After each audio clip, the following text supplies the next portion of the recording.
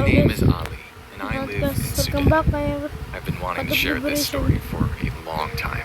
I'm the second oldest of my siblings after my sister, who is 18. I'm 17 years old. My story happened when I was 11 years old. We were a normal family. My mom was pregnant at that time. After 9 months of pregnancy, my mom gave birth to my new sister, and I rushed to the hospital to see her. She was really cute. Unfortunately, my dad couldn't see her in person, but I did a video call. He was working in another country. My dad cried with joy when he saw her. After my mom got treatment, the neighbors were waiting for her to congratulate her, and my mom's brother, my uncle, was staying with us. During the celebration party, this old lady suddenly approached my mom and congratulated her. My mom was surprised at first, but said thank you without really thinking very much. Later, all the family members ate dinner at night and went to bed after about 10 p.m. But I woke up suddenly at 3 a.m. because I wanted to use the bathroom. As I was walking to the bathroom, I saw a silhouette of someone in my mom's room. I didn't think... Yo.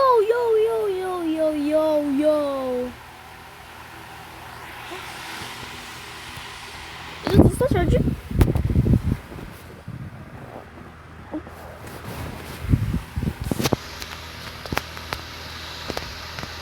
much of it because, well, I thought maybe my uncle was checking on us. Yo. Then, as I was leaving the bathroom, I saw something shocking.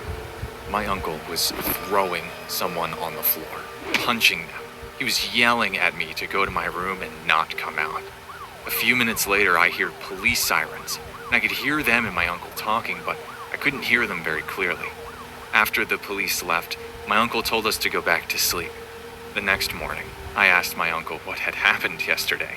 He said something shocking. He said that when he went to the kitchen to get some water, he saw a man kidnapping my newborn baby sister. My uncle got angry and quickly ran to the man, hitting him, grabbing my sister. The man ran to my uncle and they fought. That's when I came out of the bathroom and saw everything. A few hours later, the police knocked on my door. My uncle opened the door, looked confused when he saw the policeman. When the officer said something, my uncle froze. The officer told him that the man who had broken into our house had actually been paid to kidnap my sister. My uncle was shocked, asked who had paid them. Then the officer told him it was that old lady who had come to congratulate my mother yesterday. Moreover, it was revealed that she had kidnapped and sold 4 other newborns to anonymous people before my sister was born. The old lady was fortunately arrested, and she and the man were sentenced to life in prison. Yo. What would have happened if my uncle hadn't come out to drink water that night? I thank God every day for protecting my newborn sister. I'm now 17, and my sister is 6 now. We never told my father about what had happened that night.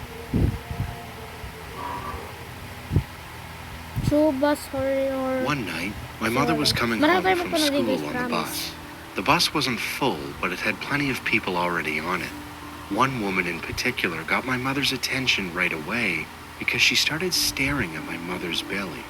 My mother was pregnant at the time, but this woman would not look away, and she began getting closer and closer until it became extremely obvious that this woman was up to something. Sensing something was off, the girl sitting next to my mother also felt uneasy and asked if she wanted to switch seats. As time went by, the woman continued to stare at my mother's belly. That triggered my mom. Yeah, I'm gonna Remember a superstition.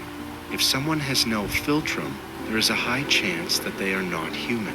A philtrum is a vertical indentation in the middle area of the upper lip. Nah. In our country, there is a creature called a whack-whack. It is said to be a human during the day, but a monster at night, capable of transforming into a bird. These creatures often appear during festivals and offer people food, but legend says you should never eat what they offer you. My mom heard this story from her grandmother when she was very young, and it was widely believed in the area where they lived. Until my mother got off the bus, the woman continued staring at her, and after finally getting off, the woman followed her. My mom deliberately went the other way, but the woman followed close behind. My mother walked as fast as she could toward a crowded area and then quickly darted out to try to find a ride. Luckily, a taxi was there and a man provided her a ride to get out of the area. She finally got home and ran inside. My grandfather was waiting for her, and as soon as he saw her, he quickly wrapped his arms around her and picked her up. When my mom asked why, my grandfather said he had seen a big bird and knew that the creature was in the area. Nothing dangerous happened in the end, but after that, my mom often heard knocking on the window at random parts throughout the day. One day, my mom's friend, who lived in the neighborhood, came for a visit. She said she had seen a woman outside her window, someone who looked strange and lacked a philtrum. My mom realized that the woman she saw was exactly the same as I don't know why I'm getting scared.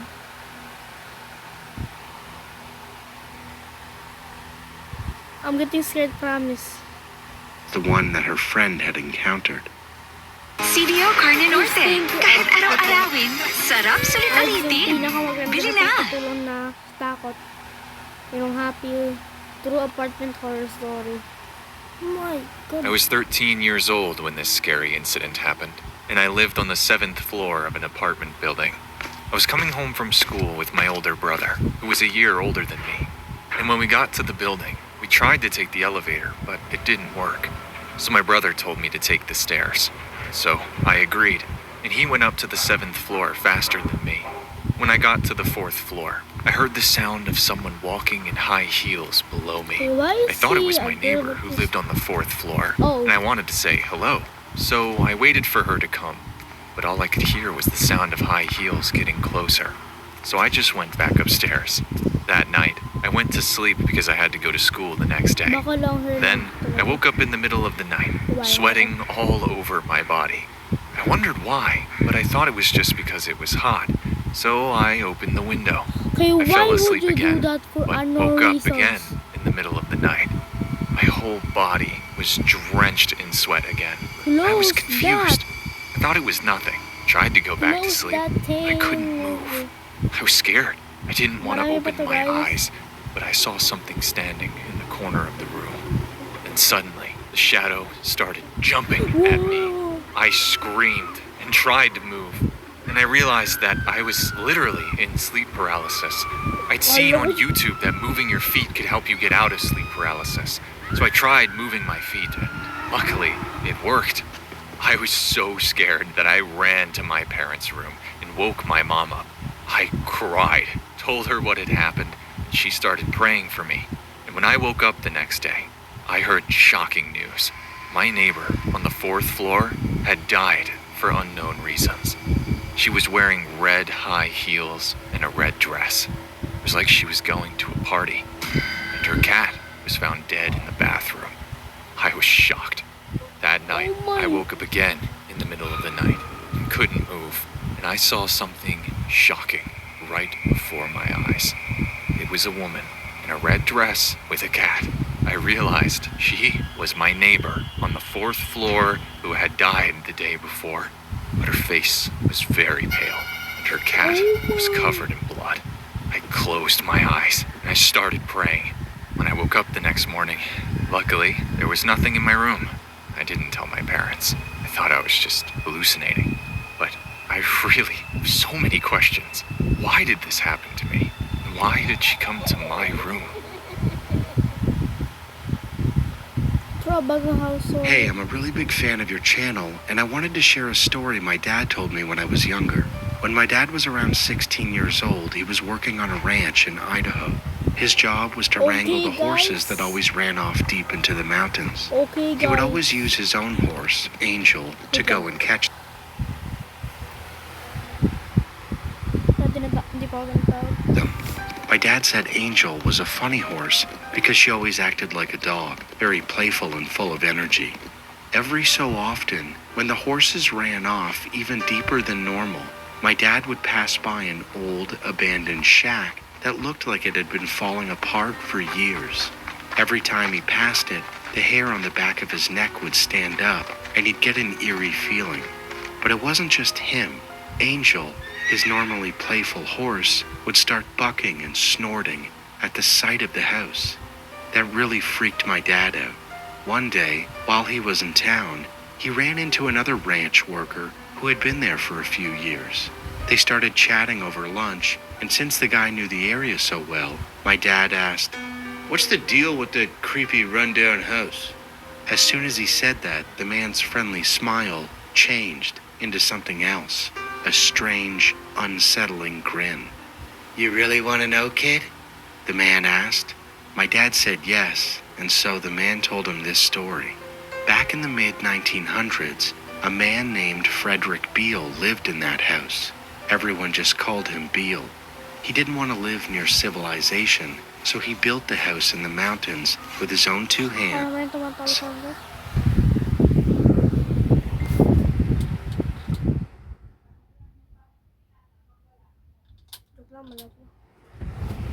And lived there for many years. Each summer, Beale would come down into town, where the locals always expected him. He'd stock up on supplies before heading back into the mountains. He wasn't a mean old man. Actually, he was quite friendly, so the townspeople always looked forward to his visits. During the summer, he lived off the food he bought in town. In the winter, when heavy snow made the trip impossible, he hunted animals to survive. But then one year, the townspeople noticed something strange. Beale never came down for his usual summer visit. Days passed, and then weeks, and finally months, and people started to worry. After a while, the sheriff and a few deputies rode out on horseback to go and check on him. As they neared the house, they immediately knew something was wrong. The forest was too quiet, unnaturally quiet. When they arrived, they saw that everything was boarded up, and a foul stench hung in the air. After forcing the door open, they stepped into the living room, and what they found made their stomachs drop to the floor. Beale's rotting corpse lay on the ground, a single bullet hole in his head, a gun still held in his hand. It was obvious he had taken his own life, but why? The officers searched the house for clues and eventually found a crumpled up note in his coat pocket. The handwriting was messy and uneven, but they were able to read it after looking closer. The note read, "Help me, God! I've gone blind!" The town was shocked. The old man had lost his eyesight. With no way to make it back to town and no way to hunt, he must have realized there was no hope, or he didn't have any. Rather than starving to death, he made a choice. After hearing that story, my dad swore that every time he passed by that house, it felt like someone was watching him. Second one.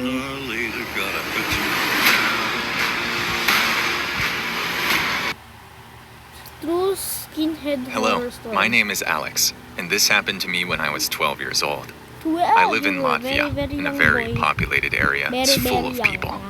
I called my friend. We decided to meet up at a local park. It was very late, So what am I like saying? 1 a.m. We get to the park. We walked all around this park, and nobody was in this park. It's not usual since I live right in the center of the city. It's very populated, but I didn't think anything of it since it was 1 a.m. We were just walking around, and my friend brought a speaker. And, well, we were bored. Since we were kids, we wanted to mess around, and he played this funny sound effect in the park. We laughed, had a good time, and we walked for a few meters. Suddenly we saw this group of people standing in a weird position.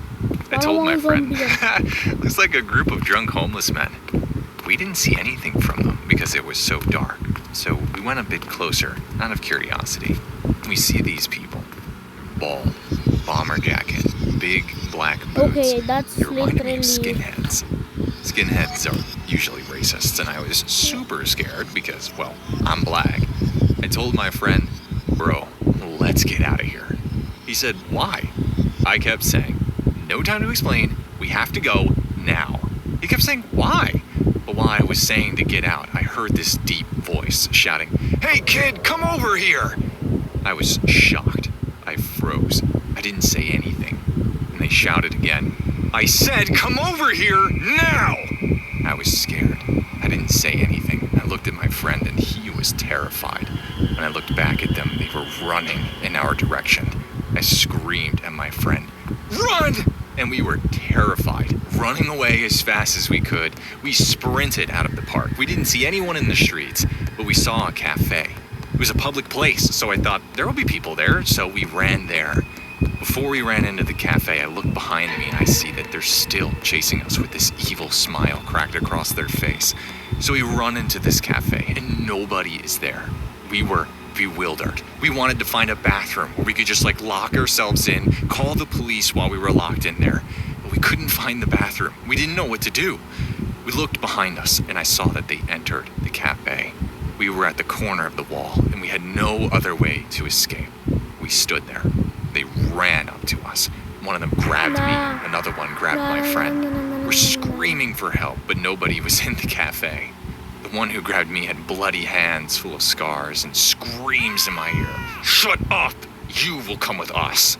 He kept screaming this in my ear. They take us out from the cafe and they're pulling us back to the park. I was scared out of my mind. I closed my eyes and just started praying. I heard my friend crying. Then suddenly I hear police sirens. These skinheads luckily just let us go and started sprinting away. We were terrified. We ran back home with fear, went to sleep, and the next day my parents returned from their work trip and we told my parents everything that had happened. My mom had the most terrified, estranged look on her face when I described what they looked like. After about 4 hours or something, someone knocked on our door. We opened the door, and it's the police. They said that we were super lucky to escape them because they had chased many other kids in the past. The police said they attack people, kidnap them, torture them. I was shocked, shaking, out of fear at the thought of what could have happened. Have you ever seen the Angel of Death? I believe I did, back when I was 4 years old. I'm 30 years old from the Philippines and not the kind of person who gets scared easily, but I'd like to share a story that bothers me to this day. Honestly, what I saw may have been an illusion, but the people who shared this experience with me are dead. Sadly, that includes my mom and 2 aunts. I'll start the story the way I remembered it. Quezon City, 1997, with strong rain outside. Every weekend, my mom and my aunts, along with their kids, gather together just to spend time with each other. It was like a family tradition they made, because most of my elders are all women. You know how they can be very sociable. If you're from Southeast Asia, you know how families sleep during sleepovers. We sleep together on sleeping mats with our cousins when all the beds in the house that we're visiting are already occupied. Sleeping together crowded inside a room makes the room temperature high. At that time, I didn't think of the cause of the heat yet because, well, I was just a kid, but I woke up in the middle of the night thinking that it was hot. When I opened my eyes, I couldn't see anything. It was pitch black. Apparently, the government turned off all the power in our city because of the heavy rain. I'm not sure if there was a typhoon at the time, but all I remember is hearing the sound of the rain hitting the roof and the strong wind outside. I cannot see anything, so I tried to feel my mom, but her side of the sleeping mat is empty. It means she's awake. When my eyes were able to adjust to the darkness, I saw my mom, my 2 aunts, and my aunt's husband hiding behind a wall near the stairway. We were at the 3rd floor of my aunt's house, and the stairs is only a meter away from the door of the room where I slept, so from where I was lying, you could see anyone who's going to go up the stairwell.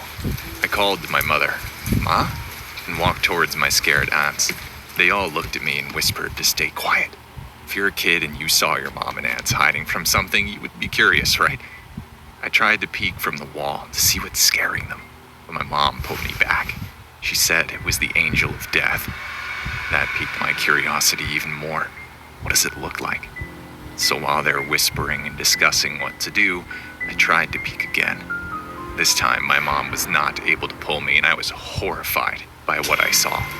The staircase of this house, by the way, is U-shaped, and it's in front of this huge glass window. Outside that glass window was a woman, dressed in a black robe with a hoodie.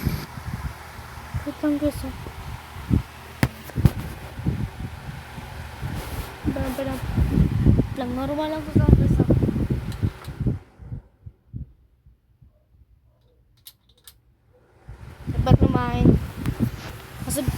mga classmate ko, sabihin nila, bakit ka na?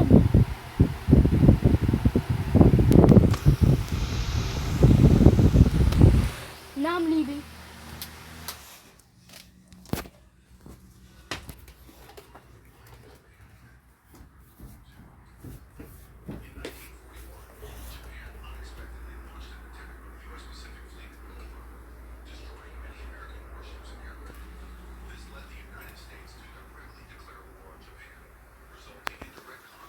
Wait lang guys.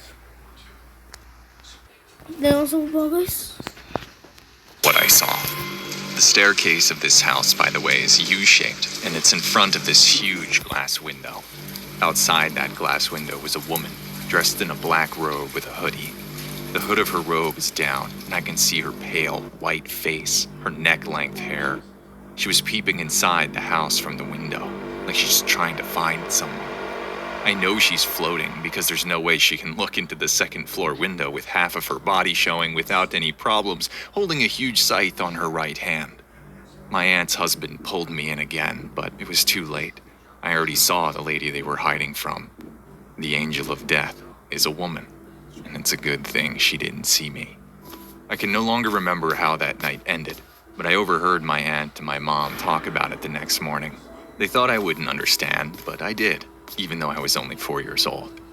I became so afraid of that stairwell ever since. My aunt and her husband, who was with me at that time, died 9 years after that. When I opened up to my mom and asked her about that event back in 2021, she brushed me off angrily. She died a couple of weeks after due to a heart attack. My other aunt visited me after she learned about my mom's passing. And during our conversation, I tried to confirm with her if my childhood story was true, or if it was just my dream. She brushed me off too. She died from diabetes 30 days after my mother. I told my sisters about the story a year after my mom passed, back in 2021. And my eldest sister told me that she made some research about people who had an encounter with the angel of death way before I told her my story. And most of the people who saw her told her the same story. It's a woman with neck-length hair, wearing a black robe, with a hoodie, carrying a huge scythe.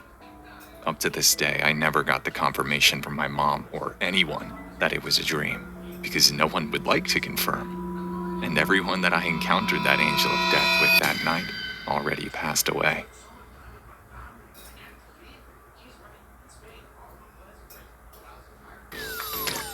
Order food you love with Foodpanda. Download the app and order now.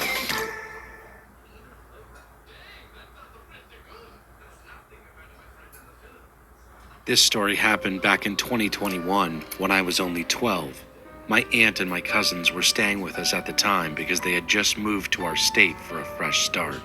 My mom and dad were both in Florida, and my brother was at my other aunt's house 2 hours away. So it was just me, my twin sister, my aunt, and my cousins at the house. One day, my sister and I were playing outside by our house. The side of our house has a big yard, big enough that, if you wanted to, you could build a small house there.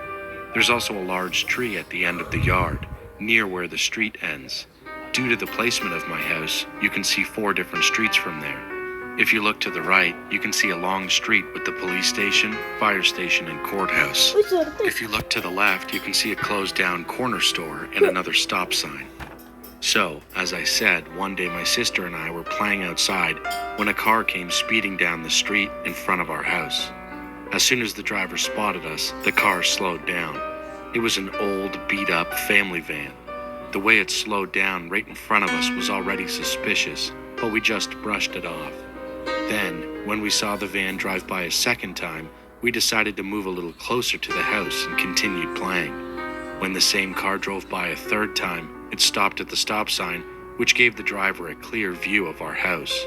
This time, we decided to go get our aunt. Once we explained what was happening, she came outside with us. Now, my aunt is very short, the same height as me and my sister at the time. It was clear the guy was watching us from his car because my aunt started waving him down, trying to get his attention, and he responded even before she put her hand down. She started cursing him out, asking why he kept driving by and staring at us. He mumbled some lame excuse, then quickly drove off. After that, my aunt went back inside, but my sister and I didn't want to go in yet. so we just stayed on the porch. Not even 2 minutes later, he drove by again.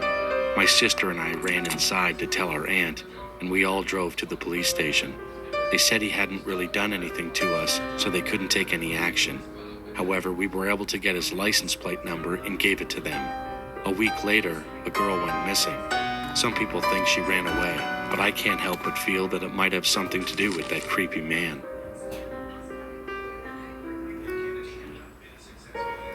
I want to share my ghost experience from 2 years ago. Let me introduce myself briefly. My name is Diana. My girlfriend's name is Tabitha. This is a true story about an experience we had together. One day, I decided to take Tabitha to a motel near Dodger Stadium in Los Who has a picture with this thing? Who the hell has a picture of this? X. Sino nagay ito? Sino nagay ito o ito? Woo! Sino mag-ano na ito? Sino mag-ano nun? Angeles. We enjoyed chatting, ate snacks, and watched TV. When it was time to sleep, I turned off the light. We were lying down, slowly drifting off. Suddenly, I felt someone touch my right foot. I woke up, freaking out since I knew Tabitha hadn't moved at all. I grabbed my iPhone and turned on the flashlight, aiming it toward the nearest TV desk. I was searching for whatever had touched my foot. I looked under the bed. Nothing. I checked the bathroom. No one was there. That's when I realized it must have been a ghost that touched my foot. The thought made my face go pale. I decided to leave the light on for the rest of the night. I told Tabitha, "It's obviously a ghost." She replied, "I accidentally touched your foot." I said, "I know you're trying to calm me down, but you didn't move at all while I was awake. I felt nothing until someone touched my foot." Then I asked her to lie down and try using her foot or hand to touch my right foot. She realized I was right because she couldn't even reach my foot while lying down. Tabitha got very quiet. She hid her face, looking scared, and started breathing heavily. I told her, "Let's just try to sleep." A few hours later, Tabitha woke up from a bad dream, visibly scared. She stared at the lamp and didn't stop looking at it. She described her dream to me. A Latino man looked grumpy and angry. He was standing near the lamp, watching me sleep. He stood to the left side of the bed while I lay there, terrified. He was a Latino man with a thick mustache, brown skin, and old-fashioned clothes. He suddenly ran toward me, leaned over me on my left side, and stared angrily into my face. I was so scared that I covered myself with the sheet. I woke up immediately and couldn't stop thinking about him. Tabitha's story woke me up. Her face was full of panic. I told her, "Hold my hand and let's try to sleep." Half asleep, we held hands and closed our eyes. Later, I woke up from a bad dream. My heart was racing. I looked over at Tabitha, who was sleeping peacefully. In my dream, I saw the same man, angry and making plans to kill Tabitha. He was wearing a red flannel long-sleeve shirt. I woke Tabitha up and asked, "In your dream, what was the Latino man wearing?" She replied, "An old, red, long-sleeve flannel shirt." I was beyond shocked. I told her, "We need to get out of this motel room now." We quickly packed, got into my car, and drove away.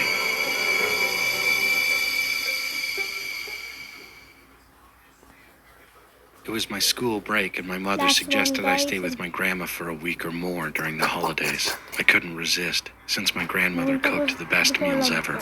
So, I packed my bag, grabbed all my necessities, and my mother drove me to her apartment. We sat down at the table and chatted while we ate lunch. After a while, my mother said goodbye and left. It was just my grandma and me in the house now, and we had a blast. We watched reality TV shows together and shared a lovely dinner. Midway through the evening, my grandma asked me to grab the mattress from the closet and bring it to her room so I could sleep on the floor. I refused and told her, "I'm a big girl now. I can sleep on the pull-out couch in the office." She agreed and said, "That's fine. Just set up the bed yourself. So I did.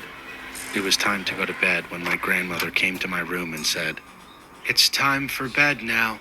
Put down your screen so you can get a good night's sleep." I laughed and said, "I will. Just let me finish this last part of my show on my tablet." She said, "Okay, that's fine," gave me a hug, and shut the door behind her. After she left, I continued to watch my show. About 30 minutes later, I dozed off. When I woke up, I looked around the room and saw that my tablet was still playing the show at a low volume. I turned it off and glanced at the door, noticing it was a couple of inches open. I remembered that my grandmother had definitely shut the door, but I didn't think much of it, as she used to check on me after I went to sleep, just to make sure I was okay from time to time. So I shut my eyes and tried to relax. After a few minutes, I felt a strange urge to open my eyes, as if something was in the room with me. I looked at the door and saw a dark figure standing outside, visible through the small crack. I instantly froze. At first, I thought it might be my grandmother, but when I glanced at the clock, I saw it was 3:25 a.m. Then I realized it couldn't be her. Who checks on their grandchild at this hour? I was terrified, but I shut my eyes again and tried to convince myself it was just a shadow, that the figure would go away soon. After a minute, I opened my eyes again, only to see that the door was now wide open. My heart began to race, and I broke out into a cold sweat. The fear coursed through me as I felt certain the figure had to be in my room by now. I glanced at the mirror next to my bed and saw a figure crawling on all fours beneath my bed, moving like some kind of otherworldly creature. I was having an intense panic attack, unsure of what to do. Just as I was debating whether to run, the figure came up the side of my bed. I squeezed my eyes shut, on the verge of tears, when I felt a hot breath against my neck and heard a deep, terrifying voice whisper, "It will be done soon." In that time, I bolted out of bed and ran to my grandmother's room. I jumped under the covers next to her, panting and quietly crying. For the next 3 hours, I kept my eyes wide open, constantly looking around the room. I didn't dare take the covers off, even though I was sweating like crazy. I told myself I wouldn't sleep until it was light outside. Looking back on it, it still terrifies me to this day. But when I tell people, they don't believe me, and it hurts not to be believed. I know what happened, and sometimes I wonder what I would have seen if I looked behind me before I ran out of the room.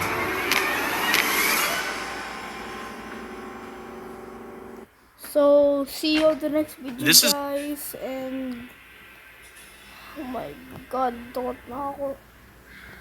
See you on the next video. See ya.